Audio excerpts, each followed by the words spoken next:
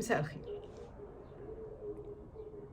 فكرت كتير، لقيت الشعب حزين ومتضايق وقلقان وليه حق يقلق. فحبيت أعمل لكم كبسولات في حب مصر تفكركم إيه هي مصر، ونعرض المشاكل الحالية مشكلة مشكلة: السياحة،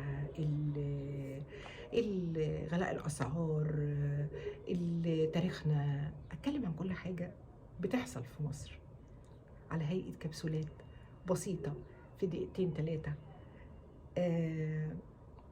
عشان مصر هي اللي تهمنا ومفيش حد يقدر يهزنا.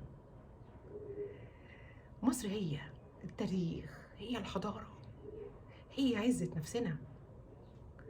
مصر دي قلوبنا كلنا، ما نقدرش نستغنى ولا نقدر نسيبها أبدا. ومهما لفينا العالم، اسألوني أنا، وسافرنا في أجمل بلاد العالم، بنرجع لها لأنها هي دمنا. أنا مش هقول لكم شعر، بس أنا فعلا ده اللي حاساه من ناحية بلدي. كبسولات حب مصر هتبقى كل أسبوع، وأحاول فيها نشرح مع بعض كل اللي بيحصل. ممكن في ناس هتزعل مني شوية فيها، لكن أنا ما يهمنيش غير بلدي مصر، هي اللي تهمنا ولا حد فيها يقدر يهزنا. انتظروني، والسلام عليكم.